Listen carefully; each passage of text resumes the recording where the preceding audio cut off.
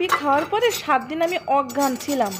বাবা রে বাবা, এত স্বাদ আর এত কুড়মুড়ে মুচমুচে হতে পারে কি আসলেও কোনো রেসিপি? এক এক বাইট গালে দিলি মনে হচ্ছে গালের মধ্যে স্বাদের টুর্নামেন্ট শুরু হয়ে গেছে। আসসালামু আলাইকুম, চিলি ফুড হাউসের নতুন একটা ভিডিওতে আপনাকে স্বাগতম। এই যে বেশি কথা না বাড়িয়ে 3-4 কান ব্রেড আমি এভাবে করে কাটে নিছি, স্যান্ডউইচের যেরকম শেপ হয় সেরকম করে।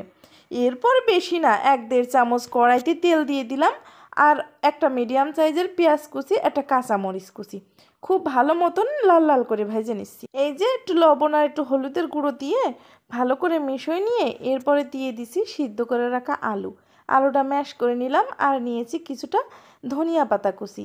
এটা আপনাদের বাসায় যদি না থাকে তাহলে না দিলেও হবে।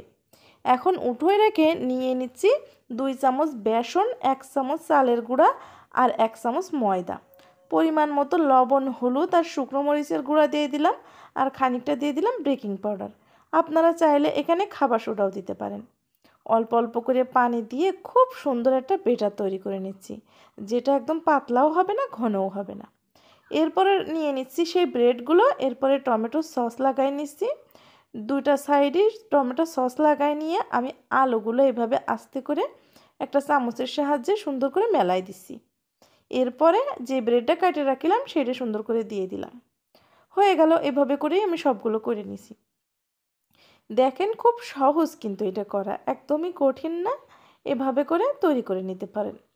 আর এরপরে বেসনের গুঁড়াটা রেখেছিলাম তার ভিতরে খুব সুন্দর মতন করে দিয়ে দিলাম, দিয়ে মাখিয়ে গরম তেলের ভিতরে ছেড়ে দিচ্ছি। উপরে একটু তেল উঠিয়ে দিচ্ছি। কিছুক্ষণ পরে উল্টায় দিয়ে খুব ভালো করে উল্টে পাল্টে বেশ কিছু সময় নিয়ে ভেজে নিতে হবে।